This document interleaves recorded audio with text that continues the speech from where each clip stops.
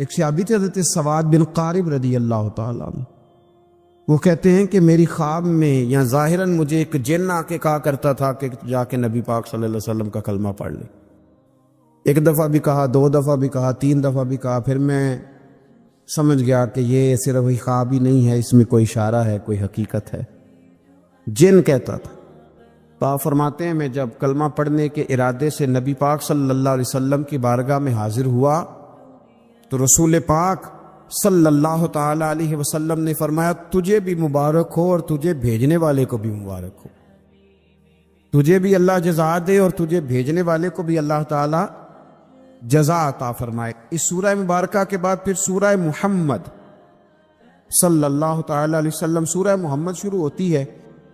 اس سورہ مبارکہ میں ترغیب جہاد، مجاہدین کو بشارتوں، منافقین کی صفات اور سازشوں اور مسلمانوں کو منافقین سے خبردار کرنے کا بیان ہے۔ غزوہ بدر سے پہلے اسلام کے تفصیلی جنگی قانون نازل نہیں ہوئے تھے۔ اس سورہ مبارکہ کی آیت نمبر 4 میں فرمایا کہ جب جنگ ختم ہو جائے اور مسلمانوں کو غلبہ حاصل ہو جائے تو جنگی قیدیوں کے ساتھ 3 طرح کا سلوک کیا جا سکتا ہے۔ مسلمانوں کے پاس جو جنگی قیدی ہوں گے ان کے ساتھ 3 قسم کا سلوک کیا جا سکتا ہے۔ سورہ محمد کی آیت نمبر 4 میں اس کو بیان فرما دیا۔ ایک تو یہ کہ انہیں قید کیا جائے گا تاکہ وہ مسلمانوں کو دوبارہ شر نہ پہنچا سکیں، یہ پہلا حال ہے۔ اور دوسرا حال یہاں یہ بیان کیا گیا کہ ان کی اصلاح اور قبول اصلاح کی امید ہو کہ اگر یہ ٹھیک ہو جائیں گے، اسلام کی طرف آ جائیں گے، شر چھوڑ دیں گے تو ان پر احسان کر کے انہیں آزاد کیا جائے۔ اور تیسرا حال یہ کہ یہاں پھر ان سے فدیہ لیا جائے اور انہیں آزاد کر دیا جائے۔ پھر اسی سورہ مبارکہ کے اندر اللہ تبارک و تعالیٰ نے ایک اسلوب بیان کیا، ایک بہت بڑے راز سے پردہ اٹھایا اور ایک بڑی اہم بات ان لوگوں کے لیے بیان کی جو دین کا کام کرنے والے ہیں، جو پیغام دین پھیلانے والے ہیں، جو دین کی کوئی سی بھی ڈیوٹی کرنے والے۔ اگر وہ مخلص ہو کر للہیت کے ساتھ دین کا کام کرتے ہیں تو اللہ تبارک و تعالیٰ نے ایک اسلوب بیان فرما دیا۔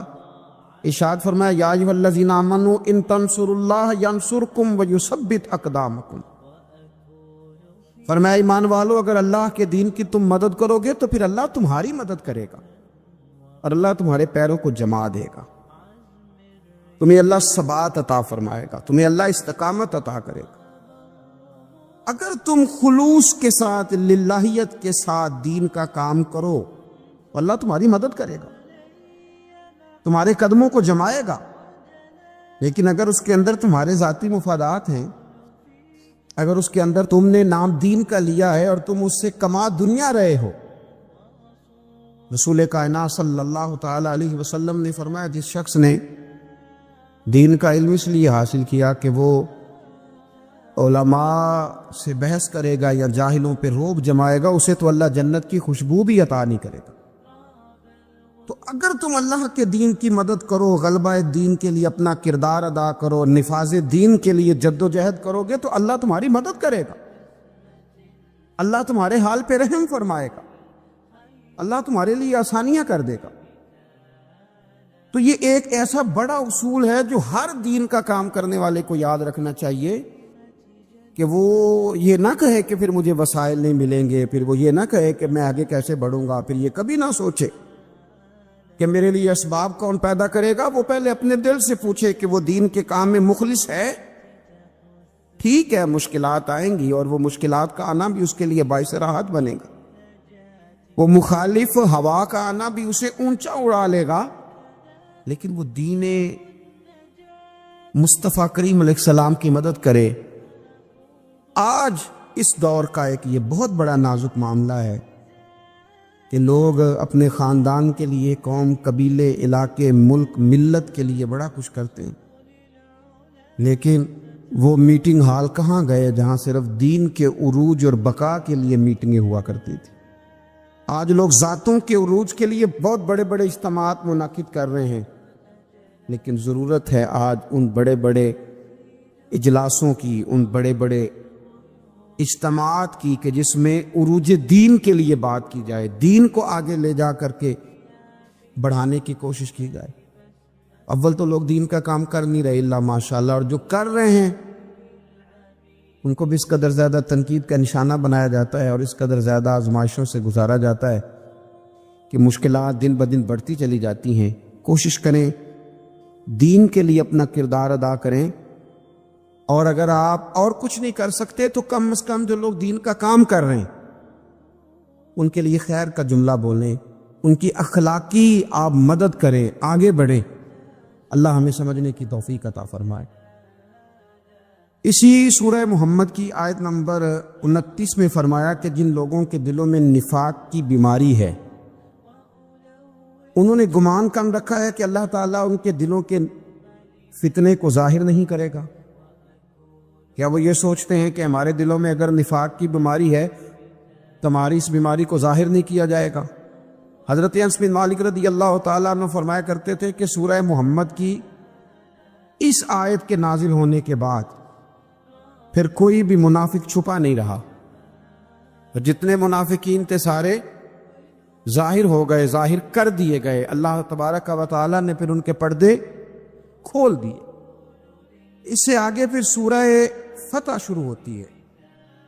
اس صورت میں فتح مکہ کی بشارت بھی ہے، بیت رضوان بھی ہے، نبی پاک علیہ السلام کی تعظیم و توقیر کرنے اور منافقوں کے دلوں کے احوال کا بیان بھی ہے۔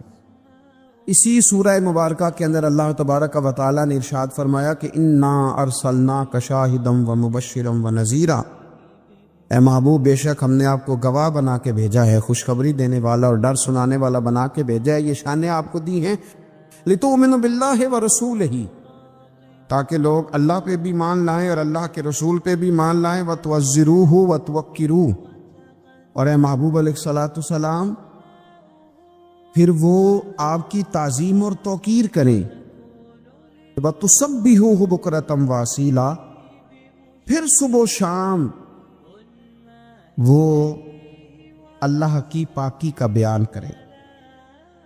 ہم نے آپ کو شانیں دی ہیں تاکہ لوگ ایمان لائیں اللہ رسول پر، وتوزروہ وتوقروہ، اور آپ کی تعظیم اور توقیر کریں، تاکہ وہ ان کی یعنی نبی پاک صلی اللہ تعالی علیہ وسلم کی تعظیم اور توقیر کریں۔ یاد رکھیں دین کا کام کیا جائے، دین پڑھا جائے، لیکن استاد کی تعظیم نہ کی جائے۔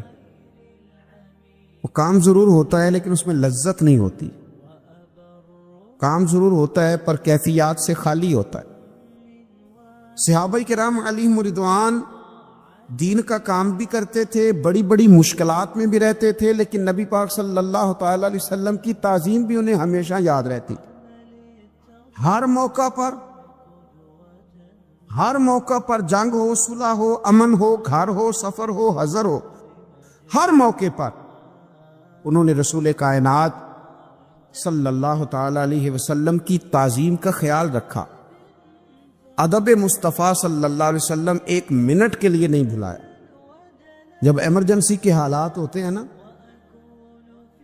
تو اس وقت کئی دفعہ مشکل ہوتی ہے، انسان کے لیے تعظیم کرنا مشکل ہو جاتا ہے ایمرجنسی کے حالات میں۔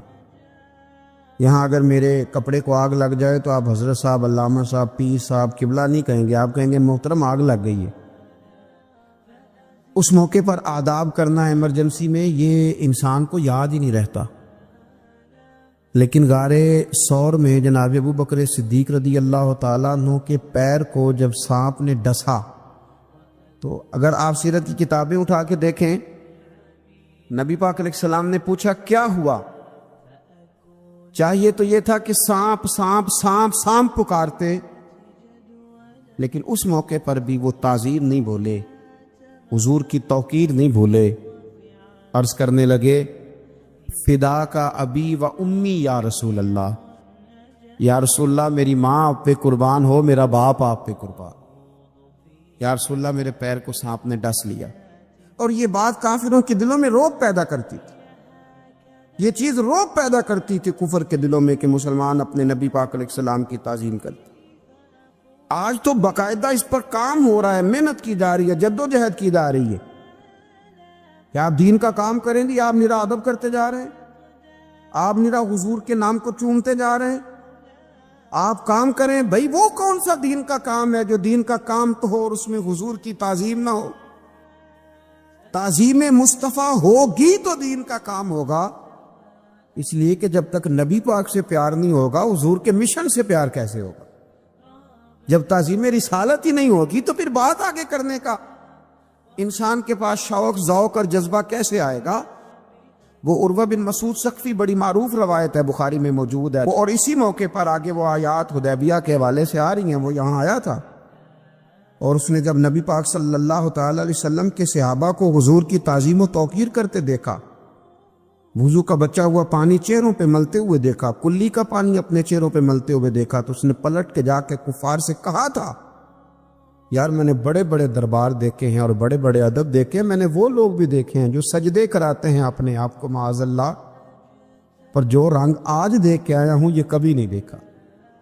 یہاں توحید بھی عروج پہ ہے، لا الہ الا اللہ کی صدا بھی عروج پہ ہے، لیکن مصطفیٰ کا ادب بھی عروج پہ ہے۔ کیا کوئی سوچ سکتا ہے کہ کوئی صحابی ایسا ہوگا جس کے دل میں ذرا بھی شرک کا شائبہ ہوگا؟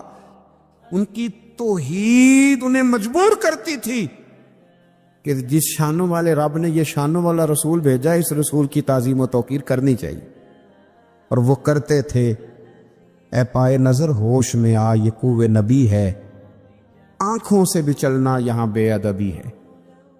تو حضور کی تعظیم اور توقیر کو ہمیشہ ان لوگوں نے اپنے پیش نظر رکھا۔ آگے صلح حدیبیہ کے حوالے سے کچھ آیات آتی ہیں اسی سورہ فتح کے اندر۔ ہوا یہ کہ 1400 کے قریب صحابہ کے ساتھ نبی پاک صلی اللہ تعالی علیہ وسلم قربانی کے جانور لے کر احرام باندھ کر تشریف لے گئے عمرے کے ارادے سے، اور جب مقام حدیبیہ پر پہنچے تو کفار مکہ نے یہ پروگرام بنا لیا کہ کسی بھی صورت ہم اس قافلے کو مکے میں داخل نہیں ہونے دیں گے۔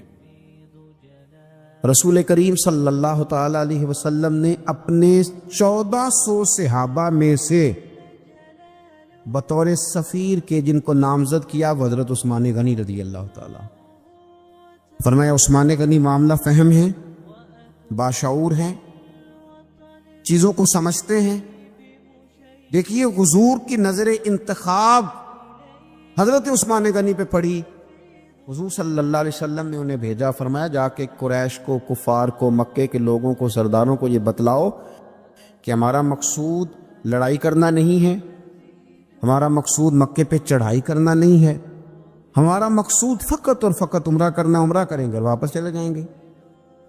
حضرت عثمان غنی رضی اللہ تعالیٰ عنہ کو جب نبی پاک صلی اللہ علیہ وسلم نے وہاں بھیجا تو ایک خبر پھیل گئی کہ قریش مکہ نے تو جناب عثمان غنی رضی اللہ تعالیٰ عنہ کو شہید کر دیا ہے۔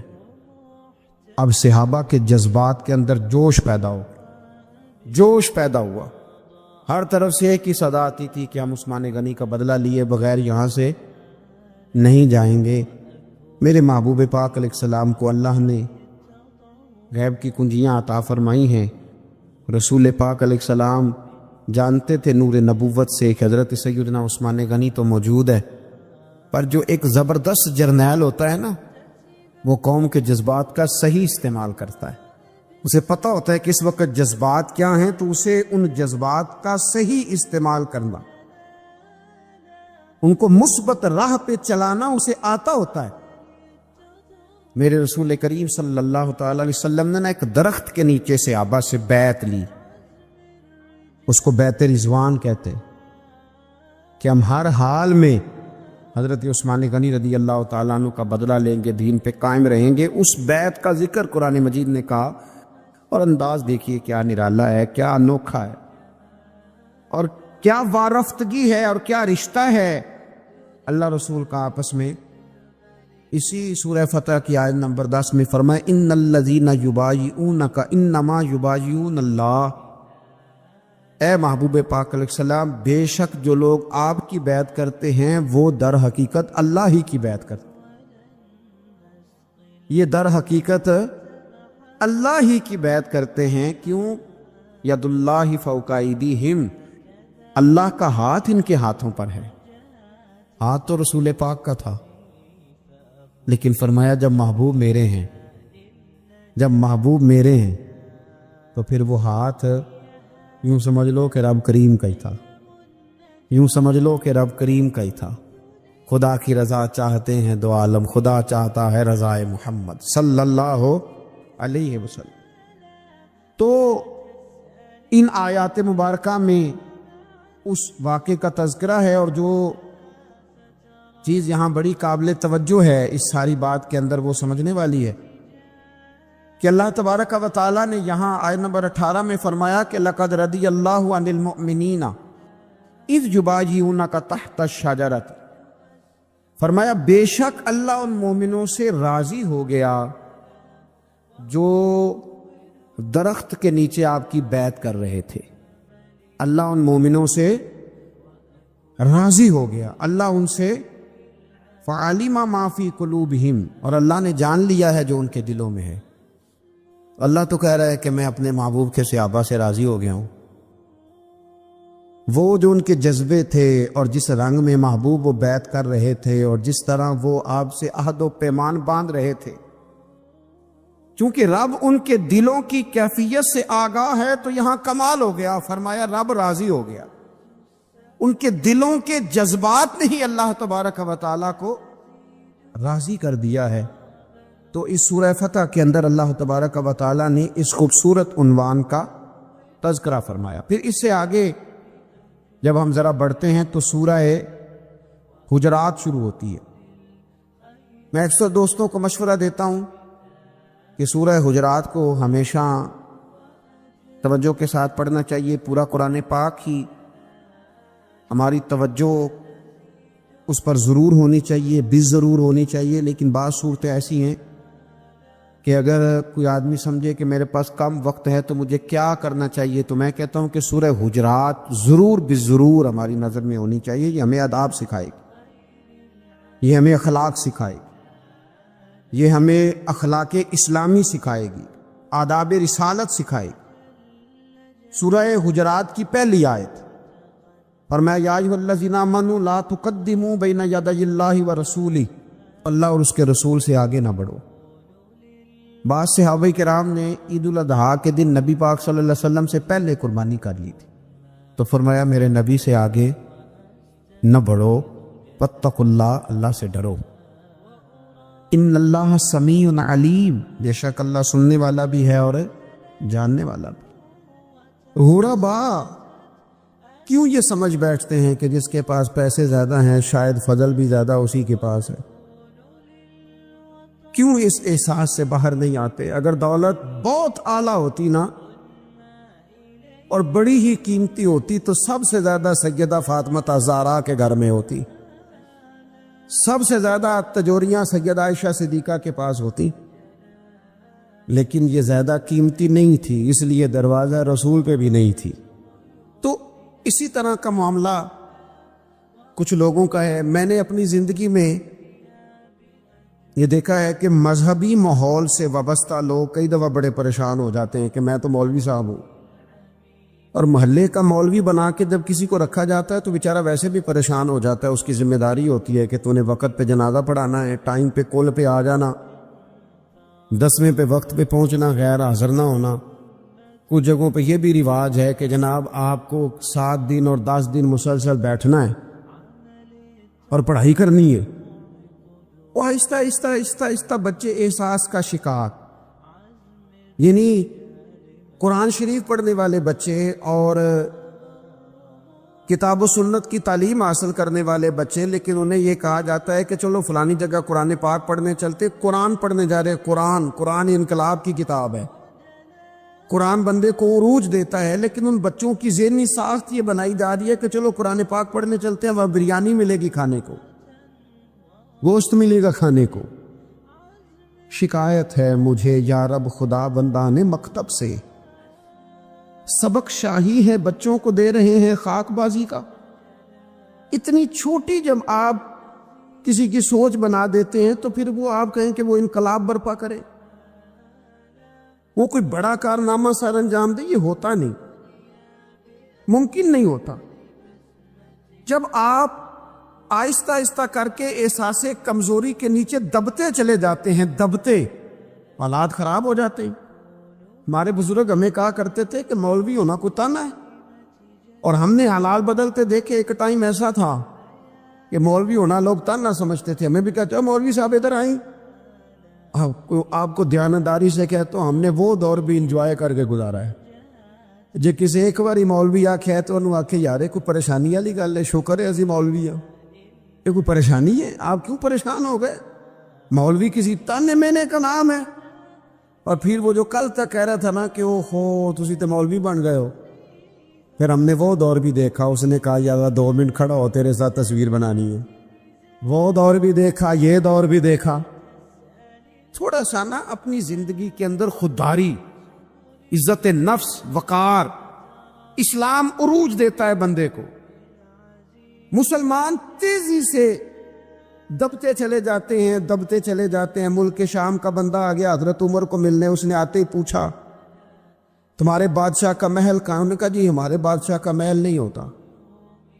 ہمارے ہاں لوگوں نے سمجھ لیا نا کہ روب شاید کپڑوں کا ہوتا ہے، روب شاید گاڑیوں کا ہوتا ہے، بنگلوں کا ہوتا ہے، بہت بڑی کوٹھی کا روب ہوتا ہے۔ اور نہیں بھائی، روب تو بندے کے کردار کا ہوتا ہے،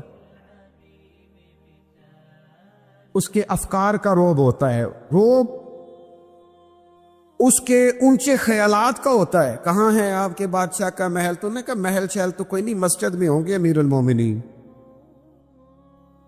بندہ کہتا ہے میں سوچ میں پڑ گیا کہ جس کے نام سے میرا بادشاہ کانپتا ہے وہ مسجد میں ہوگا،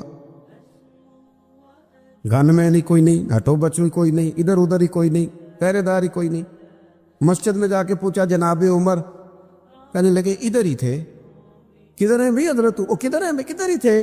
کہنے لگا میں حیران ہو گیا، یہ بادشاہ کی بات ہو رہی ہے۔ ایک صاحب کہنے لگے وہ کھجوروں کے باغ کی طرف جا رہے تھے، کہتا میں کھجوروں کے باغ میں گیا تھا، ایک بندے سے پوچھا امیر المومنین، کہنے لگا وہ سامنے کی طرف جا رہے تھے، ادھر گیا۔ ایک بندے سے پوچھا کہاں ہے وہ شخص، اس کی 24 لاکھ مربع میل پہ حکومت ہے؟ کہاں ہے وہ شخص جو مدینے میں بیٹھ کے نعرہ لگاتا ہے تو کیسر و کسرا کانپ جاتے؟ وہ بندہ کدھر ہے کہ جس کی بات جگہ جگہ ہوتی ہے، جس کا تذکرہ سنا ہے کہ اسے دیکھ کے شیطان بھی رستے بدل جاتا ہے؟ انہوں نے کہا وہ دیکھ رہے ہو کھجور کے درخت کے نیچے کنویں کے ساتھ مٹی کا ڈھیلا تکیے کی جگہ رکھ کے وہ جو تامت باندھے کرتا پہنے سویا ہے وہی تو فاروق اعظم ہے۔ وہ شخص کہتا ہے عمر سوئے تھے۔ شیر سویا بھی ہو تو اس کا روب ہوتا ہے، شیر جو ہوتا ہے، شیر کبھی سو بھی جائے نا تو لوگ پھر بھی خوف کھاتے ہیں، اور اس کے جاگنے کا خوف کھاتے ہیں کہ یہ کہیں جاگ نہ جائے۔ شیر جو ہوا، کہتے ہیں حضرت عمر سوئے تھے اور میں قریب گیا تو میرے وجود پہ روب طاری ہو گیا، روب، اور میری زبان سے بے ساختہ یہ جملے نکلے کہ عمر تو انصاف کر کے سویا ہے نا، تو مٹی کے ڈھیلے پہ بھی تجھے سکون کی نیند ہے۔ خودداری، وقار، عزت، یہ احساس کمتری سے باہر نکلیں۔ ہم نے اپنے بچوں کو مسل ڈالا ہے، وہ تسی ماڑے دے بچے ہو، تسی تو نہیں نہ آگے جا سکتے، وہ اسی غریب لوگ ہیں، بیٹے تو فلانے کے ساتھ نہ جایا۔ ہم نے اپنے بچوں کی خواہشات تباہ کر دی، کمزور کر کے رکھ دیا، انہیں بار بار سکھایا ہم نے۔ خوددار تھا وہ باپ جس کی تھوڑی سی آمدن تھی، پر وہ گرمیوں میں اپنے پتر سے کہتا تھا پتر بڑولے میں دانے ڈال دیے ہیں، تمہاری ماں نے مرتبان میں اچار ڈال دیا ہے، لو اب ساری گرمیاں پرواہ کوئی نہیں۔ وہ خوددار لوگ تھے۔ لیکن آج یہ دین غالب ہونے کے لیے آیا ہے، مسلمان نے غالب ہونا ہے۔ یہ تھوڑا اپنی ذات سے اٹھ کر جب سوچے گا نا، بڑی بات کرے گا، بڑی سوچ پیدا کرے گا، بڑا اس کا مزاج ہوگا، کھلا اس کا دل ہوگا، تو پھر نا یہ ذرا سر اٹھا کے جیے گا۔ قرآن مجید کی جو ہے کریمہ میں نے تلاوت کی، اللہ کریم نے فرمایا هو الذی ارسل رسولہ بالہدی ودین الحق، فرمایا وہ قادر مطلق ہے جس نے اپنے رسول کو ہدایت اور حق دے کے بھیجا ہے۔ دو چیزیں دے کے بھیجا ہے، ہدایت اور حق، کتاب ہدایت اور حق حضور لے کے آئے۔ کس لیے بھیجا ہے؟ کہ نیرا تسبیح پڑھیں اور سو جائیں؟ نیرا جناب عبادت کریں اور آرام کریں؟ نیرا جناب تلاوت کریں اور آرام کریں؟ نا، هو الذی ارسل رسولہ بالہدی ودین الحق، وہ رب ہے جس نے اپنے نبی کو، اپنے رسول کو ہدایت اور حق دے کے بھیجا ہے۔ کیوں؟ کہ لیظہرہ علی الدین کلہ، تاکہ اس دین کو تمام دینوں پر غالب کر دے، اس کو غالب کرے، ہر دین پر یہ دین چھا جائے۔ وَلَوْ کَرِہَ الْمُشْرِكُونَ، اگرچہ مشرکوں کو یہ بات بری ہی لگے، نا پسند آئے، کسی کو نہیں آتی۔ لِيُظْهِرَهُ عَلَى الدِّينِ كُلِّهِ، یہ دین غالب ہونے کے لیے آیا۔ غالب، تو نماز بھی پڑھ، عبادت بھی کر، لیکن یہ بھی خیال رکھ کہ دنیا میں نماز والے نبی کا نظام بھی قائم کرنا ہے۔ تیرے پاس میری مسجد نہیں ہونی چاہیے، حکومت بھی ہونی چاہیے۔ مسلمان کے ہاتھ میں میری تسبیح نہیں ہوگی، یہ انان حکومت بھی چلائے گا۔ اس کے اندر خودداری ہوگی۔ حضرت عمر تہجد بھی پڑھتے تھے اور سویرے حکومت بھی کرتے تھے۔ حضرت صدیق اکبر ساری رات مدینے والے کی یاد میں رویا بھی کرتے تھے، اور صبح اٹھ کر تلوار لے کر نبی پاک علیہ السلام کی ختم نبوت کے منکروں کے خلاف جہاد بھی کیا کرتے تھے۔ جب تک اپنے مزاج میں وہ شوق نہیں پیدا ہوتا کہ دین کو غالب کرنا ہے، جد و جہد کرنی ہے، کوشش کرنی ہے، بڑا سوکھا ہے ہمارے لیے بھی۔ آرام سے نماز پڑھیں، نفل پڑھیں، عبادت کریں، اور ویسے بھی اسے لوگ زیادہ بڑا پیر سمجھتے ہیں جس کی تسبیح زیادہ لمبی ہو۔ وہ زیادہ بڑا پیر ہوتا ہے جس کی پگڑی ذرا زیادہ بڑی ہو، جبہ تگڑا پہنے، اجرے کے اندر رہے، باہر نہ نکلے، اور اندر جائیں 2 منٹ کے لیے حضرت کی زیارت کریں، باہر آ جائیں، بس چھٹی۔ وہ زیادہ پیری مریدی ہو جاتی ہے، پیر تو بولتا ہی نہیں۔ وہی ہے تیرے زمانے کا امام برحق، اقبال کہنے لگے وہی ہے تیرے زمانے کا امام برحق، جو تجھے حاضر و موجود سے بیزار کرے اور موت کی شکل میں دکھلا کے تجھے جلوہ یار، زندگی تیرے لیے اور بھی دشوار کرے، تو جو تیرا جینا مشکل کر دے نا، وہ تیرے زمانے کا امام برحق ہے، تیرے لیے زندگی دشوار کر۔ یہ کیا بات ہوئی کہ ٹھیک ہے جناب آپ موج کریں جو دین غالب ہونے کے لیے آیا، دین کے مزاج میں غلبہ ہے، دین کی طبیعت میں غلبہ ہے، دیندار چھا کے وقت گزارا کرتے ہیں۔ اللہ تعالیٰ نے اس دین کے اندر وہ قرار دیا ہے، وہ وسعت دی ہے، وہ درد دیا ہے، وہ ذوق دیا ہے۔ اپنے اندر سے وہ بت توڑ ڈالے جو بت مایوسی پھیلاتے، ان جگہوں سے نکل آئے جہاں انسان کمزور پڑتا ہے، اٹھ باندھ کمر کیوں ڈرتا، پھر دیکھ خدا کیا کرتا ہے۔ آگے کی طرف دیکھیں، آگے کی طرف دیکھیں۔ میرے نبی اکرم صلی اللہ تعالی علیہ وسلم نے فرمایا حالات جتنے بھی خراب آ جائیں، ماحول جتنا بھی بگڑ جائے، امت پر دشواری جتنی بھی آئے، حضور علیہ الصلوۃ والسلام نے فرمایا ہے یہ دین اسلام ہے، یہ مسلم کے لفظ ہیں، حضور فرماتے ہیں یہ دین ہمیشہ قائم رہے گا، اور فرمایا ایک جماعت ہوگی پوری میری امت کی جو دین اسلام کے دفاع میں کام کرتی رہے گی، جد و جہد کرتی رہے گی، کوشش کرتی رہے گی، ہمت کرتی رہے گی۔ میرے عزیز، حضور نے فرمایا ہمیشہ یہ دین قائم رہے گا، اور ایک جماعت ہمیشہ اس دین کے لیے کام کرتی رہے گی۔ اور میرے نبی پاک علیہ السلام نے فرمایا 100 سال کے بعد تو اللہ ضرور اس امت میں ایک ایسا شخص پیدا کرے گا، یہ ابن ماجہ میں حدیث موجود ہے، جو اس دین کی نئے سرے سے تجدید کر دے گا۔ وہ لوگ آتے رہے، جب حالات بڑے بگڑے تو حضرت عمر بن عبدالعزیز آ گئے، حالات کا رخ بدل کے رکھ دیا۔ پھر معاملات بڑے بگڑے تو امام شافعی جیسے لوگ آ گئے، غوث اعظم جیلانی جیسے لوگ آ گئے۔ حالات بڑے بگڑے تو شیخ عبدالحق محدث دہلوی جیسے لوگ آ گئے۔ ہندوستان میں جب ماحول بڑا کٹھن ہوا تو اعلیٰ حضرت فاضل بریلوی جیسے لوگ آ گئے۔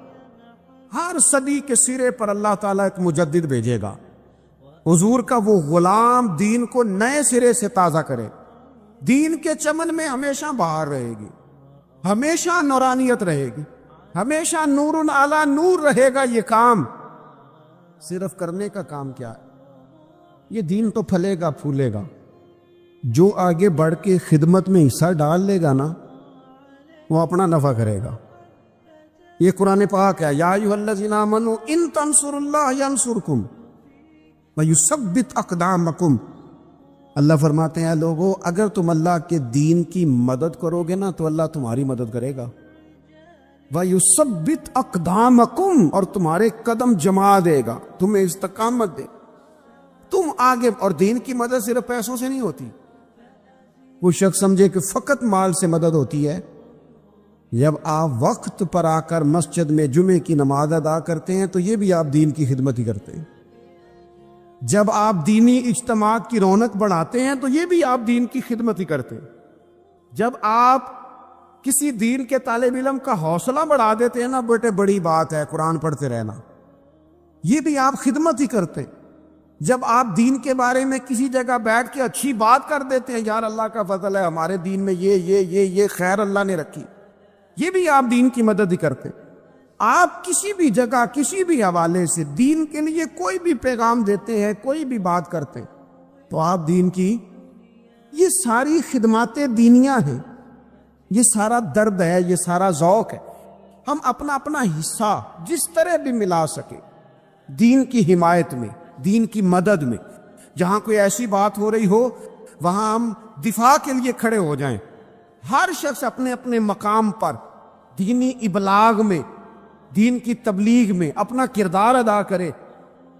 ایک جملہ کوئی بول دے نا رسول پاک کے دین کی مدد میں، ایک جملہ، یعنی کسی کو صرف اتنا کہہ دینا کہ یار تو اپنے بیٹے کو، تیرے 5 بیٹے ہیں، ایک کو قرآن مجید کا عالم ہی بنا دے، تو کہہ کے چلا گیا اور تیری وجہ تجھے خبر بھی نہیں کہ شاید اس نے تیری وجہ سے اسے داخل کرایا ہے، لیکن وہ اگر آ گیا پڑھ گیا تو دیکھ تجھے اجر اللہ کتنا عطا فرمایا۔ آتا جملہ بول کے دین کے معاملے میں معاون بنے، کوئی خیر کا لفظ بول کے معاون بنے۔ ہم نہ ہمت نہیں کرتے، ہم کہتے ہیں وہ فلانا کرے گا، بڑا آدمی کرے گا، مولانا کریں گے، پیر صاحب کریں گے، اپنا اپنا حصہ، اپنی اپنی خیر۔ حضرت عمر نے بھی بڑا کام کیا ہے دین کی خدمت میں، پر سیدنا بلال کی خدمت کا کوئی انکار کر سکتا ہے؟ ڈیوٹی حضرت صدیق اکبر کی بھی زیادہ ہے، پر جناب سلمان فارسی کی خدمت کا انکار کیا جا سکتا ہے؟ ہر ایک نے کام کیا، ہر نقطے کا اپنا عروج ہے، اپنی، اور یہ دین غالب ہوگا، غالب۔ یہ مت سمجھے تھوڑے سے حالات کمزور آئے ہیں اور تھوڑا سا مسلمان محکوم ہوئے ہیں مالی اور اپنی کوتاہیوں کی وجہ سے ہوئے، اپنی غلطیوں کی وجہ سے ہوئے، اپنے اعمال کے سبب ہوئے، تو ڈر ڈر کے نہ جئیں۔ نبی پاک علیہ السلام نے فرمایا جس نے 3 لوگوں کی عزت کی وہ سمجھے میں نے اپنے رب کی عزت کی۔ اللہ کا اکرام کیا، بخاری مسلم میں حدیث ہے، اللہ کا اکرام کیا۔ یا رسول اللہ کس کس کا؟ فرمایا جس نے عدل کرنے والے بادشاہ کی عزت کی وہ سمجھے میں نے اپنے رب کی عزت کی، اور جس بندے نے قرآن پاک کے عالم کی عزت کی، دین کے عالم کی عزت کی، وہ سمجھے میں نے رب کی عزت کی، اور فرمایا جس نے بوڑھے مسلمان کی عزت کی سمجھے میں نے اپنے رب کی عزت کی ہے۔ اور بعض کو بعض سے درجوں میں فضیلت عطا کر دی۔ ہم نے خود تقسیم کیا ہے، مالک نے تقسیم کیا ہے، وہ فرماتا ہے ہم نے بانٹا ہے خود، یہ تمہارا نظام زندگی کہ بعض کو درجوں میں فضیلت دے دی ہے۔ یہ تقسیم، یہ کار حیات اس لیے تاکہ نظام زندگی کو چلایا جائے۔ ایک شخص کو اللہ تبارک و تعالی نے بادشاہ بنایا ہے اور ایک کو اس کا دربان بنایا ہے۔ یہ تقسیم اس لیے کی ہے کہ ظاہر ہے سارے تو بادشاہ نہیں بن سکتے، اور کسی نہ کسی نے دربان بھی بننا ہے۔ حکم کیا ہے؟ حکم یہ ہے کہ وہ دربان احساس کمتری کا شکار نہ ہو، وہ یہ سمجھے کہ اللہ تعالیٰ نے اس ملک میں اسی جگہ میری ڈیوٹی لگائی ہے، اور بادشاہ تکبر کا شکار نہ ہو۔ وہ یہ تو سمجھے کہ اللہ نے مجھے اعزاز دیا ہے، مجھے فضیلت دی ہے، ملک چلانے کے لیے اللہ تعالیٰ نے مجھے چنا ہے، لیکن وہ اس دربان کو اپنے سے کم تر نہ سمجھے، اسے حقیر نہ سمجھے، اپنے ذہن کے اندر یہ بات بٹھائے کہ جس طرح بحیثیت انسان رب نے مجھے فضیلت عطا کی ہے، اسے بھی اللہ نے اسی طرح ہی فضیلت عطا فرمائی۔ اور اگر انسان ہونے کے ساتھ ساتھ وہ مسلمان بھی ہے، مومن بھی ہے، تو پھر تو نبی پاک صلی اللہ تعالی علیہ وسلم نے فرمایا میرے مومن کی عزت اللہ کی نظر میں کعبے سے بھی زیادہ ہے، پھر تو اور زیادہ فضیلت اس کی سمجھے گا۔ ہم نے نا اس تقسیم حیات کو اپنے اوپر طاری کر لیا ہے، اور کچھ لوگ احساس کمزوری کا شکار ہو گئے ہیں، اور کچھ لوگ ایسے ہیں جو بلا وجہ تکبر کا شکار ہے۔ انسان کو یہ حکم دیا گیا ہے کہ وہ جہاں بھی ہے وہ اللہ کا بندہ بن کے وقت گزارے، اس کے ذہن اور نظریات ٹوٹے نہ، بکھرے نہ، وہ یہ سمجھے کہ اللہ تبارک و تعالیٰ نے اگر کچھ مجھے دیا ہے تو اپنے فضل سے دیا ہے۔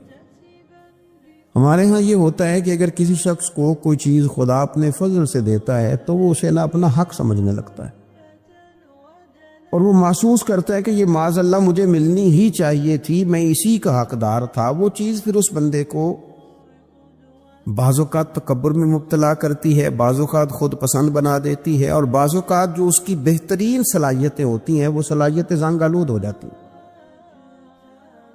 اخلاقی کمزوریاں اس کے اندر جڑ پکڑ جاتی ہیں۔ محبوب سبحانی حضرت غوث اعظم صمدانی شیخ عبد القادر جیلانی رضی اللہ تعالیٰ عنہ ارشاد فرماتے ہیں کہ تو جہاں بھی ہو نا اپنی سوچ کو عاجزی والی بنا۔ آپ فرماتے ہیں اگر تیری عمر زیادہ ہے اور تیرے سامنے ایک شخص کھڑا ہے جس کی عمر تھوڑی ہے تو اپنے ذہن میں یہ بات بٹھا کہ اس کی عمر تھوڑی ہے تو غلطیاں بھی تو تھوڑی ہیں، اور اگر تیرے سامنے کوئی شخص کھڑا ہے تیری عمر تھوڑی ہے اس کی زیادہ ہے تو پھر یہ ذہن بنا لے کہ اگر اس کی عمر زیادہ ہے تو اس کی نمازیں بھی تو زیادہ ہیں نا، تلاوتیں بھی تو زیادہ ہیں نا، خیرات بھی تو زیادہ ہے نا، عمر جو زیادہ ہے۔ اور اگر تو ان پڑھ ہے اور تیرے سامنے عالم کھڑا ہے تو اس ترتیب سے عاجزی پیدا کر لے کہ وہ چونکہ عالم ہے تو میں تو بہت سارے کام اپنی جہالت کی وجہ سے غلط کر لیتا ہوں، لیکن وہ عالم ہے تو اپنے علم کی بنیاد پر یقیناً وہ مجھ سے زیادہ خیر کٹھی کر رہا ہے۔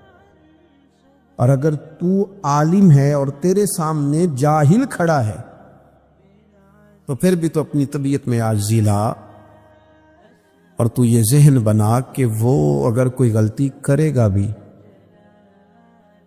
تو اپنی جہالت کی وجہ سے کرے گا، تو مجھے تو پتہ ہے سارا، ایسا نہ ہو کہ میرا گناہ ڈبل لکھ دیا جائے۔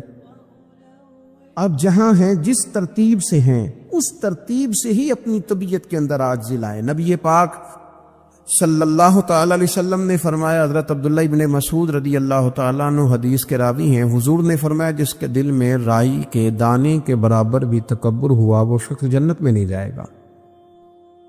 تو عرض کی یا رسول اللہ صلی اللہ علیہ وسلم، ایک آدمی اچھا لباس پہنتا ہے، اچھا بن کے رہنا چاہتا ہے، صاف ستھرا بن کے رہنا چاہتا ہے، کیا یہ بھی تکبر ہے؟ سرکار نے فرمایا نہیں، اللہ تو خوبصورت ہے، خوبصورتی کو تو پسند فرماتا ہے۔ تو یا رسول اللہ صلی اللہ علیہ وسلم پھر تقسیم کس طرح کریں؟ تکبر کے مفہوم کو کیسے سمجھیں؟ تو دو باتیں نبی پاک علیہ السلام نے ارشاد فرمائی۔ سارے عنوان کو ان دو باتوں میں سمجھا جا سکتا ہے۔ محبوب فرمانے لگے تکبر تو یہ ہے کہ بندہ حق قبول نہ کرے اور دوسرے بندوں کو اپنوں سے حقیر سمجھے۔ اگر تیرا کوئی بھی کمال قبول حق میں رکاوٹ بن گیا تب تو متکبر ہے، اور اگر کسی بھی مقام پر جا کر تو کسی کو حقیر سمجھنے لگ گیا پھر تو متکبر ہے۔ ورنہ اچھا لباس پہننے سے بندہ متکبر نہیں ہوتا، اچھی گاڑی میں بیٹھنے سے بندہ متکبر نہیں ہوتا، اچھے گھر میں رہنے سے بندہ متکبر، بلکہ حضرت باجید بستامی رحمۃ اللہ علیہ تو یہاں تک فرماتے ہیں کہ میں نے بہت بڑے بڑے مکانوں میں درویش بستے دیکھے اور میں نے بڑے بڑے جبوں کے اندر تکبر کو ملاحظہ کیا، غرور دیکھا میں نے وہاں۔ عزیز دوستو، اپنے ذہنی سطح اس طرح کی بنائی جائے کہ مزاجوں میں ٹھہراؤ رہے، طبیعتوں میں۔ ہمیں نا 2-3 چیزیں بڑا پریشان کرتی ہیں۔ بعض لوگ ایسے ہیں جو کسی بڑی برادری میں جس کو وہ بڑا سمجھتے ہیں، باقی تو اللہ کو پتہ ہے نا بڑا کون ہے۔ کسی بڑے قبیلے میں جس کو دنیا میں بڑا گردانا جاتا ہے، اس میں اگر وہ پیدا ہو گئے نا تو ان کا یہ گمان بن گیا ہے کہ شاید میرا یہ حق تھا، تو چونکہ مجھے اللہ نے پیدا یہاں کیا ہے تو معاذ اللہ میرا حق بنتا ہے میں تکبر کروں۔ بار بار اپنے لفظوں میں، جملوں میں، اپنے رویوں میں اس بات کا وہ اظہار کرتے ہیں۔ کچھ لوگوں کو اللہ تعالیٰ دولت دیتا ہے، دولت اگر محنت سے ملتی تو سب سے زیادہ مزدور کے پاس ہوتی، کیونکہ وہ سب سے زیادہ محنت کرتا ہے۔ یہ تو خدا کے فضل سے ملتی، اب جس کو مل جاتی ہے وہ سمجھتا ہے مجھے ملنی ہی چاہیے تھی، ملنی چاہیے تھی۔ اب وہ کسی تکبر کا شکار ہو جاتا ہے، حالانکہ مالک بڑا بے پرواہ ہے۔ صبح کے تخت نشین شام کے مجرم ٹھہرے، ہم نے پل بھر میں نصیبوں کو بدلتے دیکھا۔ 1 منٹ لگتا ہے، انسان کمزور ہو جاتا ہے۔ تو لوگ دولت کے زور پر اپنے آپ کو تکبر کا شکار کر لیتے ہیں، اور بعض لوگوں کو اللہ تعالیٰ اپنے فضل سے علم عطا کرتا ہے، اور اس سے مراد صرف دینی علم ہی نہیں۔ اگر کسی کے پاس کوئی دنیاوی ڈگری ہے، دنیاوی، میں بڑے ادب سے عرض کروں گا، میں بڑے زمانے سے کچھ نہیں تو مجھے 20 سال ہو گئے ڈاکٹروں کا چکر لگاتے۔ والد صاحب بیمار تھے، والدہ بیمار تھی، خود جانا پڑا، کبھی بچوں کو لے کے جانا پڑا۔ میں نے لہجوں میں بعض جگہ پہ غرور دیکھا، لہجوں میں، یعنی ڈاکٹر کے 2 میٹھے بول نہ بندے کی طبیعت ٹھیک کر دیتے، لیکن وہ اس کے لہجے میں، اب چونکہ وہ ڈاکٹر ہے، وہ جناب مجھے تکلیف ہے، میں ذرا جلدی چیک کرانا ہوں۔ سب کو تکلیف ہی ہوتی ہے، سارے تکلیف سے ہی آتے ہیں، باہر بیٹھو دیکھ لیتے ہیں۔ علم اس کا نام ہے کہ دوسروں کو جاہل سمجھا جائے؟ علم اس کا نام ہے کہ آپ کو شعور ہی نہ آئے؟ علم تو آگہی سکھاتا ہے۔ اگر کوئی عالم ہو کر اپنی ماں کے پیر نہیں دباتا تو پھر اس کے علم نے اسے کچھ بھی نہیں سکھایا، اس کے علم نے اسے کچھ بھی نہیں بتایا۔ اگر عالم ہو کر اپنے باپ کا حیا نہیں کرتا تو پھر یہ کورس ہیں، اس نے لفظ سیکھے ہیڑے ترچے، اسے سمجھ ہی نہیں آئی لوگوں سے پیار کیسے کرنا تھا۔ آپ کی چیزیں آپ کے اندر روشنی پیدا کریں، آپ کا شعور آپ کو تازہ کرے۔ لیکن نا جتنا پھل زیادہ لگ گیا ٹہنی اتنی جھک گئی۔ حضرت عبداللہ بن عمر رضی اللہ تعالیٰ عنہ اور حضرت عبداللہ بن عمر دونوں بیٹھے تھے۔ ایک صحابی ہیں عبداللہ بن عمر بن عاص رضی اللہ تعالیٰ عنہ، اور ایک سیدنا فاروق اعظم کے بیٹے ہیں جن کو عبداللہ بن عمر کہا جاتا ہے۔ دونوں بیٹھے تھے۔ عبداللہ بن عمر اٹھ کے چلے گئے تو عبداللہ ابن عمر نے رونا شروع کر دیا، دیر تک روتے رہے۔ اللہ کرے کسی کو کوئی ایسا یار ملے جسے مل کے بندہ روئے۔ ایک باری میریاں اکھیاں چوں اونا نے اتھرو پونجے سن، ہن تے چسکا پہ گیا رونے دا، تے ہر ویلے آہو زاری دا۔ وہ چلے گئے اور انہوں نے رونا شروع کر دیا، روتے جا رہے ہیں۔ بچوں نے کہا کیوں روتے ہو؟ کہنے لگے یار وہ عجیب بات بتا گیا ہے۔ وہ کہتا میں نے حضور علیہ السلام سے خود سنا ہے کہ جس کے دل میں رائی کے دانے کے برابر تکبر ہو جنت میں نہیں جائے گا۔ روتا ہوں، انسان ہوں، کبھی کوئی بات ہو ہی جاتی ہے، کبھی کوئی پریشانی ہو ہی جاتی ہے، پھر اپنے ارد گرد والوں سے کہنے لگے دعا کرو رب عاجزی کی توفیق دے دے، اللہ بڑے بول سے بچا لے۔ عزیز بھائیوں، مزاجوں کے اندر حضرت شیخ سعدی رحمت اللہ، میں نے کچھ لوگوں کو دیکھا ہے اگر کوئی نیک کام کر لیتے ہیں نا تو پھر وہ کہتے ہیں چونکہ میں نے کیا لہذا ساری دنیا فوراً یہ کرے۔ آپ یہ کیوں نہیں سمجھتے کہ رب نے آپ کو توفیق دی ہے تو آپ عاجز ہو جائیں اللہ کے بندے، آپ عاجزی اختیار کریں۔ وہ کہتے ہیں چونکہ میں کرتا ہوں لہذا میں اب اتنا بڑا آدمی ہوں تو فلانے بندے تو ٹھیک ہی نہیں۔ حضرت سعدی شیرازی کہتے ہیں کہ تہجد کا ٹائم تھا. پرانے زمانے میں نا لوگ مسافر اکثر رات مسجدوں میں آ کے گزارتے تھے. تو کہتے ہیں مسجد میں لوگ سوئے ہوئے تھے سارے, تہجد کا ٹائم تھا, میں تہجد کی نماز پڑھ رہا تھا, میرے والد بھی ساتھ تھے. تو میں نے اپنے ابا جی سے کہا کہ دیکھو کتنے بد نصیب ہیں, نفلوں کا ٹائم ہے اور یہ سوئے ہوئے, کتنے بد نصیب ہیں. میں تہجد پڑھ رہا ہوں, اللہ اللہ کر رہا ہوں, یہ سوئے ہوئے ہیں. تو فرماتے ہیں میرے والد کہنے لگے کاش تو بھی سویا ہی رہتا, لوگوں کے کپڑے تو نہ پھاڑتا. کاش تو بھی, تیرا سونا ہی بہتر تھا, اس تہجد سے تو سویا ہی رہتا تو بہتر, کپڑے تو نہ پھاڑتا لوگوں کے. او خدا کے بندے, اگر تو نے پڑھی ہے تو تیرا اور رب کا رشتہ ہے, اس کی بنیاد پر تو دوسروں کو حقیر جاننے لگ گیا ہے. اس کی بنیاد پر علم پڑھے دا مان نہ کریے, ماتا کی میں پڑھیا, او جبار کہار کہاوے متے روڑ دیویں دودھ کڑیا. تھوڑا سا اپنے طبیعت میں عاجزی پیدا کر. یہ تو دیکھے نا کتنے بڑے بزرگ ہیں, حضرت فضیل بن عیاض, 60,000 لوگوں نے حج کیا. حضرت کے بھی وہ حجوں میں بہت 21واں 22واں حج تھا. کسی نے پوچھا حضور اس سال حج کے بارے میں آپ کا کیا خیال ہے؟ آپ فرمانے لگے جتنے بھی حاجی آئے سارے ہی نیک تھے, حج ضرور قبول ہوگا, اور اگر کسی وجہ سے کوئی کمی رہ گئی تو وہ میری نحوست کی وجہ سے رہ جائے گی, اس لیے کہ ان میں سب سے زیادہ گناہگار میں ہی ہوں. میری وجہ سے کوئی رہ گئی تو رہ گئی, ورنہ تو امید ہے خدا فضل ہی فرمائے گا. آپ کے مزاج میں جب عاجزی ہوتی ہے کہ نا, اگر آپ کسی مقام پہ فائز ہیں تو وہ تو اللہ نے دیا آپ کو, تو اب تو آپ کو اس مقام پر جا کے بھی عاجزی ہی کرنی چاہیے تھی. اور اگر آپ وہ عاجزی نہیں کر رہے تو اس کا مطلب ہے آپ بہت ساری خطاؤں کا شکار ہیں. ہمارے زمانے میں نا ایک رواج آیا ہے کمزوریاں بیان کرنے کا, اور کمزوری اکثر وہ بندہ بیان کرتا ہے جو اپنے آپ کو کچھ سمجھتا ہے.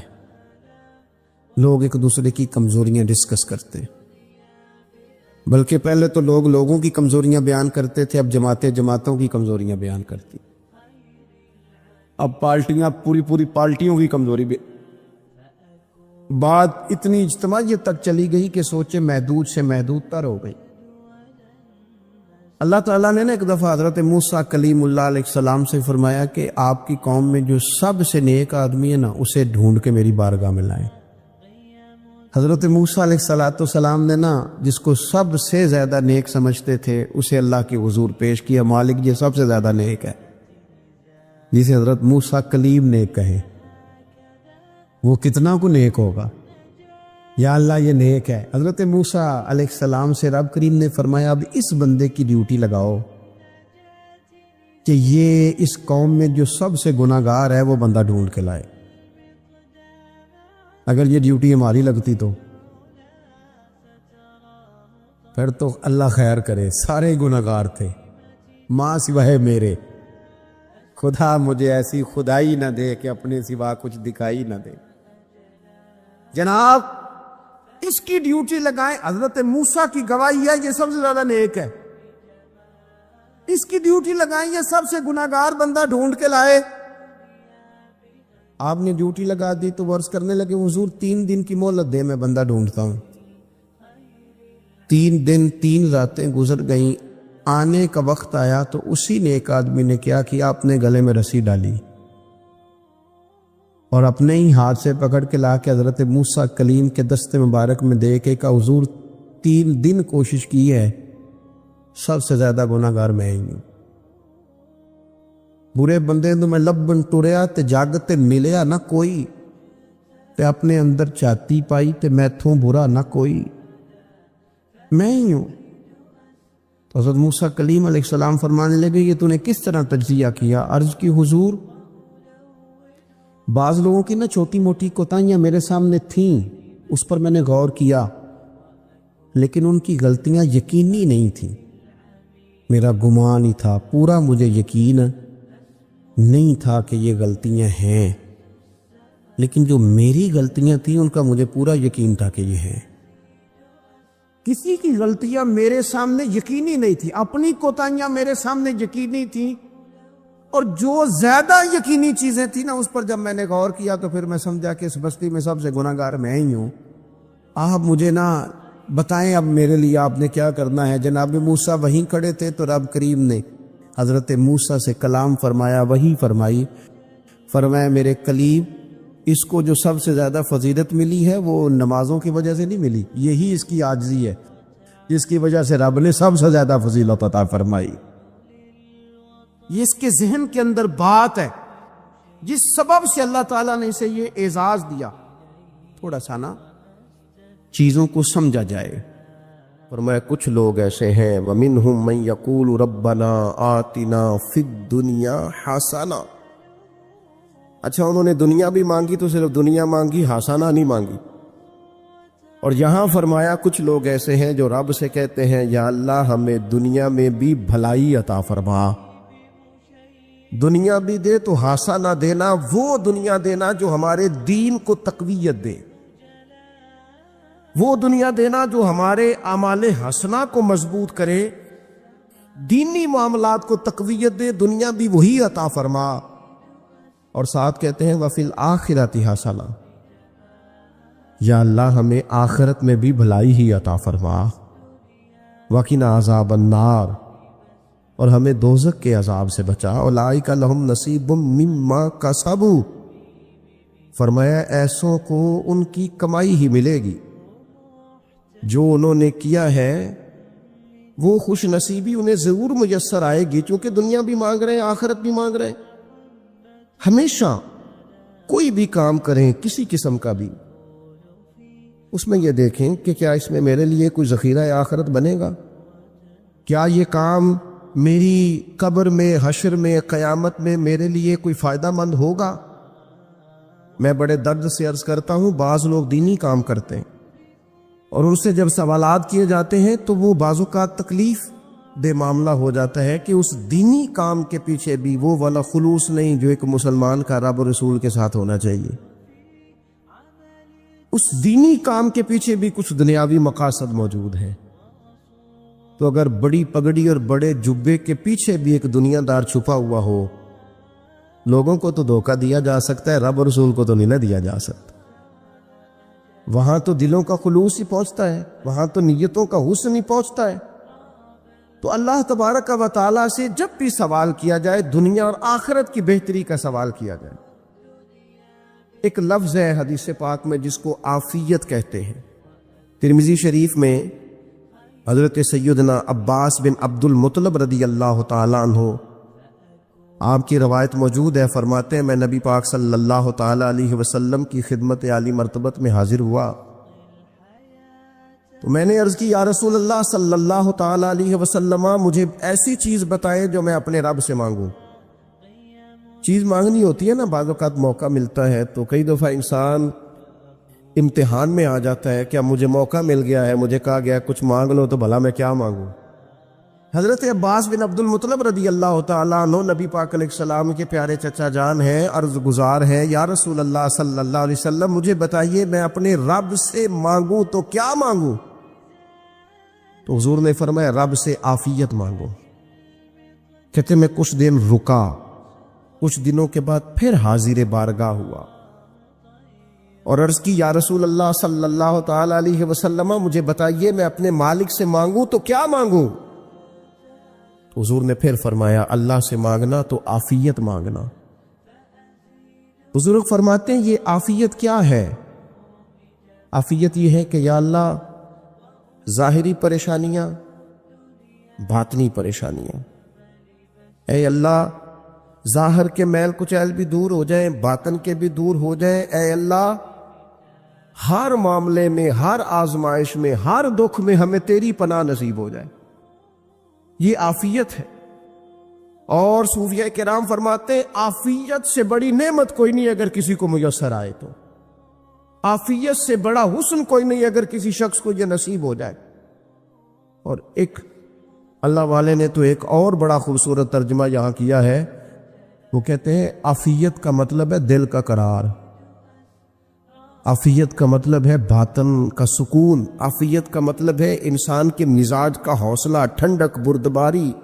جس بندے کو عافیت نصیب ہو جاتی ہے گویا اللہ اسے سکون کی دولت عطا فرما دیتا ہے، تھوڑے پیسوں میں بھی سکون، بغیر شہرت کے بھی سکون، کوئی بات مان لے تب بھی سکون، کوئی دھتکار دے پھر بھی سکون، لوگوں کی گڈ بک میں ہو پھر بھی سکون، اور اگر لوگ سارے مخالفت میں آ جائیں تو چونکہ اللہ نے عافیت دی ہے پھر بھی سکون۔ اللہ تعالیٰ نے ان لوگوں کو قرار کی دولت، اللہ سے عافیت مانگی جائے، اس میں دنیا کی بھی بھلائی شامل ہے، آخرت کی بھی بھلائی شامل ہے۔ نبی اکرم صلی اللہ تعالیٰ علیہ وسلم توجہ دلاتے کہ اللہ سے تم عافیت مانگو، ہمارا نہ دی، کیونکہ سب سے بڑا مسئلہ روحانی تربیت کا ہے۔ ہمارے ہاں باتیں ڈھیر سارے لوگوں کو آتی ہیں اور بہت زیادہ آتی ہیں، منصوبہ بندی کرنا، پلاننگ کرنا، اپنے معاملات کو خود سے کیسے لے کے چلنا ہے، کیسے ٹھیک کرنا ہے، اپنے حق میں دنیا کو کس طرح قائل کرنا ہے، یہ ڈھیر سارے لوگوں کو آتا ہے، اور اپنے حق میں دلائل کس طرح قائم کرنے ہیں، اس میں بہت سارے لوگ خود کفیل ہوتے ہیں، انہیں کسی سے مشاورت کی بھی ضرورت نہیں ہوتی۔ لیکن اللہ کی بارگاہ سے اپنا رشتہ کیسے جوڑنا ہے، مالک سے کرم کا سوالی کس طرح کر کے ہونا ہے، اللہ سے عافیت کا سوال کیسے کرنا ہے، یہ چونکہ روحانی تربیت میں ہمارا مزاج نہیں ہوتا، لہذا ہم اس طرف جاتے نہیں، ہم وہ اپنی مرضی کی چیزیں، یعنی وظیفہ پوچھ کے گئے ایک صاحب، کچھ عرصے کے بعد آئے ہیں تو آ کے کہتے ہیں مولانا صاحب، پیر صاحب یا قاری صاحب یا فلاں صاحب، کسی سے بھی پوچھ کے گئے کہ جس کو نیک آدمی جانا، پھر لوٹ کر آ کے کہتے ہیں کہ آپ نے وظیفہ بتایا تھا پر کام کوئی نہیں ہوا۔ تو میں تو صاف کہتا ہوں اور کھلے دل سے کہتا ہوں کہ بھائی وظیفہ آپ کو بتایا تھا کہ اللہ کی رحمت متوجہ ہوگی، خدا کی رحمت کو آواز دینے کے لیے وظیفہ دیا تھا، کوئی بھی وظیفہ رب کو مجبور تو نہیں نہ کر سکتا معاذ۔ اور وظائف کس لیے پڑھے جاتے ہیں کہ جلدی سے معاملات ٹھیک ہو جائیں، میرے حق میں چیزیں بہتر ہو جائیں، تو اللہ کی رضا کے لیے پڑھے جاتے۔ تو وظائف کو، عبادات کو، نوافل کو، تلاوت کو، درود پاک کو تو رضا الہی کا ذریعہ بنانا چاہیے، لیکن ہم چونکہ ایک پورا الجھاؤ رکھتے ہیں اپنی دنیا داری کے معاملات سیدھے کرنے، ایک پورا خیر رکھتے ہیں، وہ لوگ ملتے رہتے ہیں مختلف بزرگوں کی نسبت کے تعلق سے، تو بعض جگہوں پہ بعض لوگ بڑے تیز ہوتے ہیں، یعنی ان سے آپ کی ملاقات ہوتی ہے تو بندے کو محسوس ہوتا ہے کہ یار اسے تو پہلے ساری باتوں کو پتہ ہے، اور کئی دفعہ ان سے ملنے کے بعد احساس ہوتا ہے کہ یار اس سے تو تھوڑا سیکھ ہی لیتے تو بہتر تھا، یہ تو بات بڑی آگے نکل گئی، سارا پتہ ہوتا ہے، باشعور ہوتے ہیں، لیکن ڈر آتا ہے اللہ سے۔ اتنا باشعور آدمی، سمجھدار، پنچایت، پریا، لوگ، دین، دنیا سارا پتہ ہے، نماز کا ٹائم آ گیا تو وہ چھپتا پھرتا ہے، اس کی طبیعت پر بوجھ بن رہا ہے معاذ اللہ اللہ کے حضور حاضر ہونا، اسے خیر کا کام کرنا پڑ رہا ہے تو وہ ادھر ادھر نکلتا جا رہا ہے۔ تو سوال یہ ہے کہ پھر یہ شعور کا کیا مطلب رکھا ہوا ہے ہم نے؟ پھر اللہ سے دعا کرنے کی ضرورت نہیں۔ وہ حضرت عارف رومی رحمۃ اللہ تعالی علیہ فرمایا کرتے تھے بعض لوگوں کو رب سارا کچھ دیتا ہے، سجدے کی توفیق نہیں دیتا۔ اس کا مطلب یہ ہے کہ وہ کہتا ہے یہ سارا کچھ لے اور نکل جا، میرے گھر نہ آنا، رکھ سارا کچھ پاس۔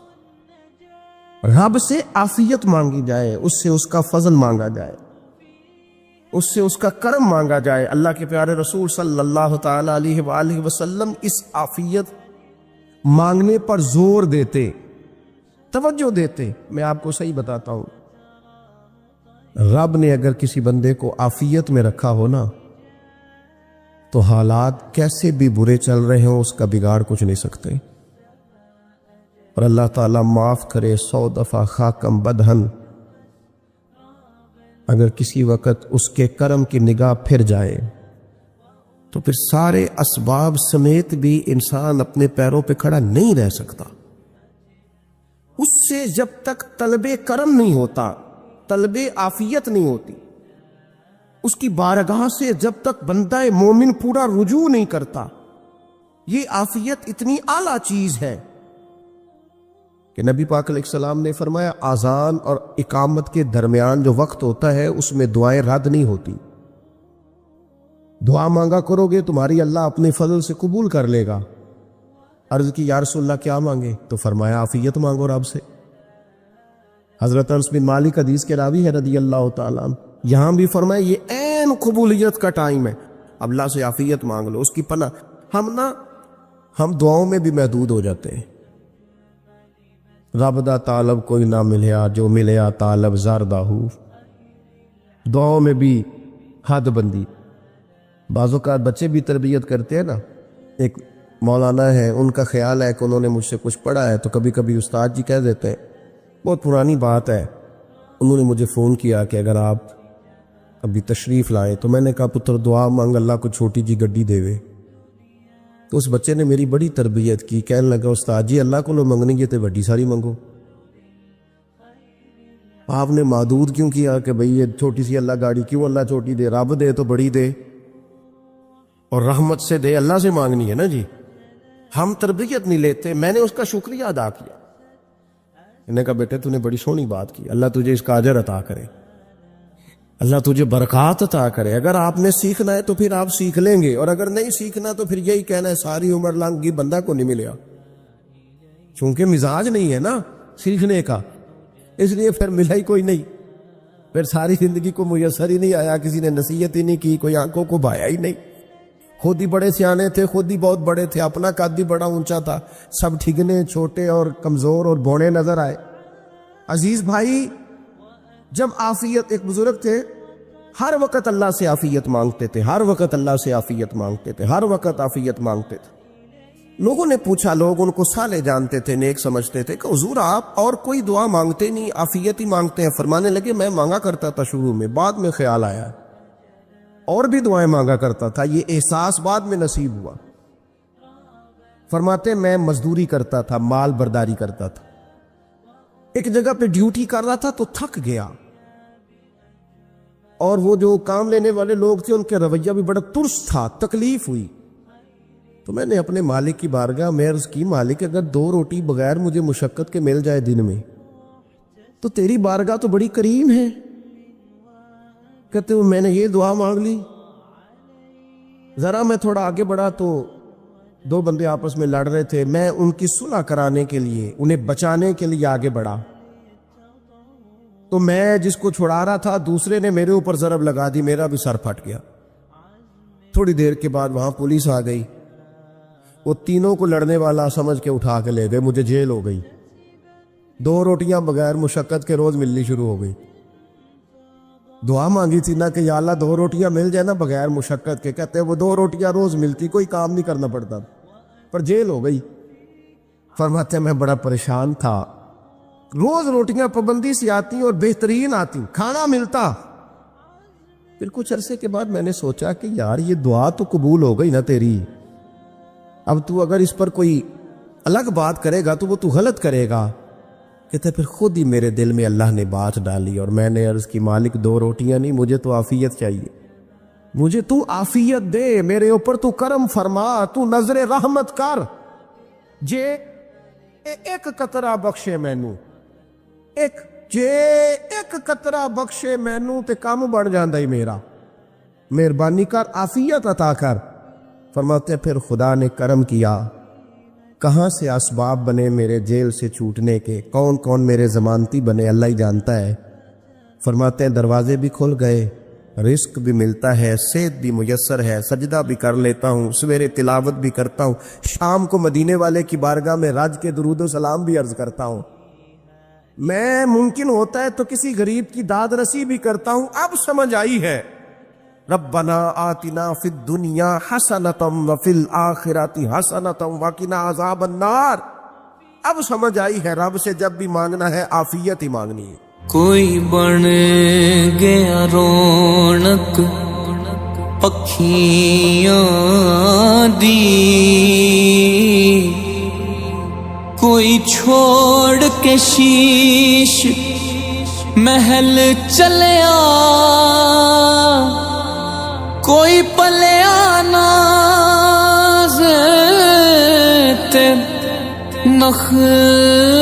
नखरियां विच कोई रेत गरम ते थल चलिया कोई भूल गया मकसद आवन दा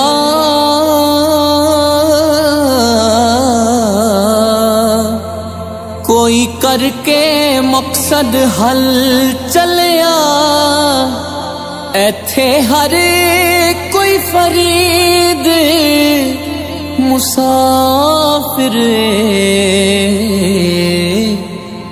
कोई अज चलिया कोई कल चलिया हर वेले तांगा यार दियां ते मैं रो रो काग उड़ावा फाला पावा कास डूबे जा मैडा थी गया हाल बीमारा यार बिना हुण जीवन कूड़े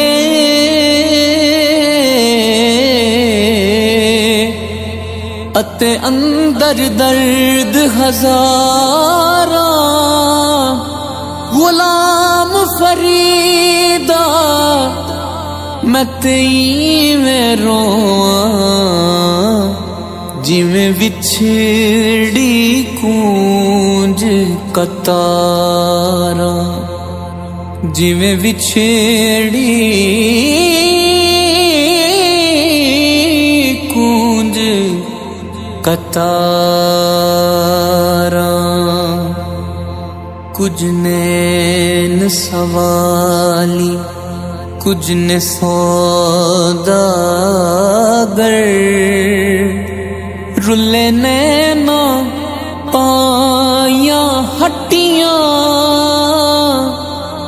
कुछ नैन नैना दे सौदे कर दे कुछ नैन भरे दे छट्टियां कुछ नैन नैनानू जख्मी कर दे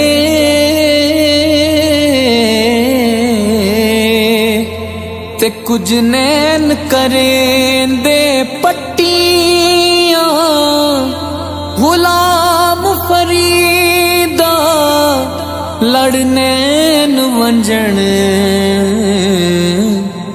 असा होर की करनियां खट्टियां मैं वेखां मेरा यार न वेखे जे मैं ना वेखां ते ओ वेखे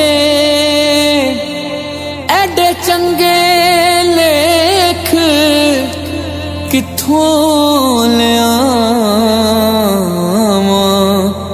मेरे वेखण दे विच वेखे यार ता तेरे अंदर वसदा